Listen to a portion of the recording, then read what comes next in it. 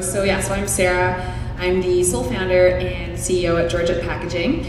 So if you think of like Starbucks style branded cups, we basically do packaging just like that for smaller businesses. So boxes, bags, cups. Here's a photo of something we've done. So what I want to talk about, first can I just ask, like, who here, are you guys mostly like founders or wannabe founders? Can you guys just put up your hands if you're in either of those categories? Okay, cool. So I'm going to talk about the decision of like raising versus not raising, because not raising is also a thing. So first of all, as a founder, you're always selling. You're either selling your business idea or you're selling your actual product. And I feel like my experience basically in the tech community, so we've been around for about 3.5 years. We're funded by Y Combinator. We were there last year. We're profitable this year as a company. But there's a tremendous amount of pressure, and I think it's very much the default to think that the only way you can start your business is by getting funding. And so my message is that, like, very early in the business, I would really encourage you to think about that hard if it is the direction that you want to go, because you can choose to fundraise or to not, and it has a very, very big impact on your business down the line, as well as your life, as well as the, sort of the trajectory that your business takes and its likelihood to succeed.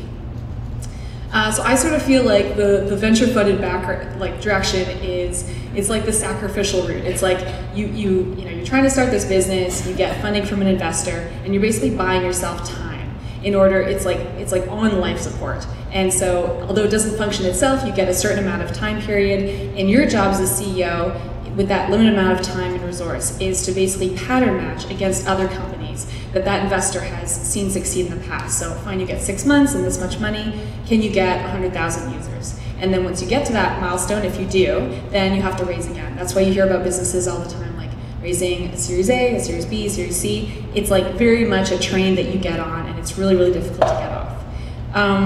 So like as a founder, this is kind of like what you're stressing about all the time. Like you're buying time and you're hunting for growth. It's growth at any cost.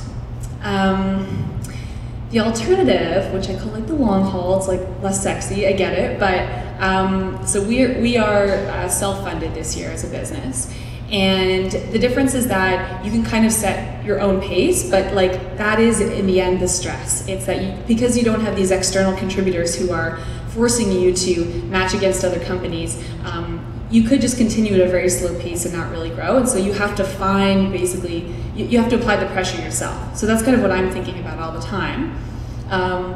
Basically, like, spend nothing. You know, your staff are like, oh, we need pens, and you're like, bring one from home. Or like, and you're just like hunting for profit. So all the time you're obsessing over, okay, I made like a little bit of money, and then I paid for whatever it costs, and then I repeat that cycle over and over again. And my job is to just like repeat that as quickly as humanly possible without my team like breaking or like completely hating me. But the nice thing is that because I've set the pace and I've been monitoring like the health of the actual business all along, at the end I end up with this machine that is literally like a money-making machine. It may be smaller, it may be bigger depending on how hard I've pushed it, but it's actually producing money instead of like using up money. So I mean, both ways have, you know, their advantages and everything, but I just want to put it out there that it's something that it's made a big difference for me to really think about that, what made sense for me and my business, and so I'd love you guys to do that as well. And that's all I have, and this is me.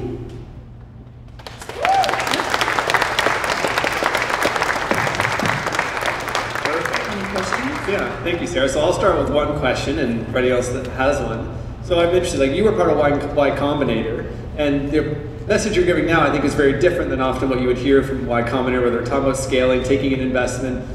What did you feel like as a part of that? Did you feel like you're a fish out of water with that mindset, or did other people share in that to respect?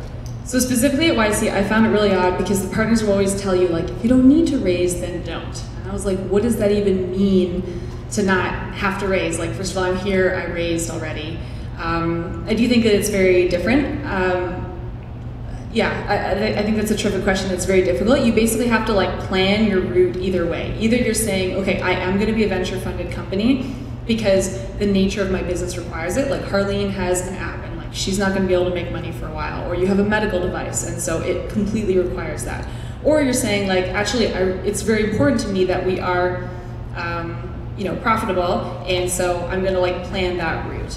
But I think YC is very, very focused on like how are you, you basically go there to build a billion-dollar company. That is your only purpose in showing up. And it's just, if you can think of a way to build a billion-dollar company without raising, I guess they're open to that. It's just very unlikely. So. Any questions from the audience? Hi, so you talked about pushing your team a little bit. So how is your team sort of working along with you and staying motivated and getting to that breaking point and managing that breaking point? Great question. So because we're such a young company and a lot of our staff have joined really recently and they're really young, it's different for them compared to school or compared to other places that they've worked before to be in a startup and to see sort of the pace of things. I think it's very exciting. I think it actually keeps people really motivated that they see that change is happening. It's very difficult if you have to make rapid decisions where if we have a salesperson or someone who comes on and it doesn't work out, we have to let them go quickly, and that definitely rattles the team. So that's the balance I'm always trying to strike between, like, I need to hire quickly and cheaply, but they have to be epic as well. It has to work out well, but I do think that they really, really like the momentum that's happening, and they can see it. So one question I'll throw out again quickly is, when we spoke before, you talked about how your business combines two different areas. There's an engineering side, let's say, the manufacturing, what you're doing, but there's also more the bakery side. And I wonder if you can talk about the contrast running a business that touches two totally different areas. For sure. So I love this more than anything about my business. So as Derek was saying, like, the front end of our business is very marketing oriented, very design oriented. We get all of our customers from Instagram, for instance. Whereas on the back end, we're very, very heavily integrated with heavy manufacturing, basically. And so it's like these two completely different personalities. And as an engineer, I guess it like allows me to kind of float between two worlds that I find really interesting. But it's also been a great opportunity for us because most people cannot transcend two different worlds. So I always think there's a lot of opportunity in like bringing industries together that have trouble talking with each other, or different types of businesses that can't work together easily. Great. Any last questions? Yeah. Sarah, that was a great talk. So how do people feel about bringing their own pens to work?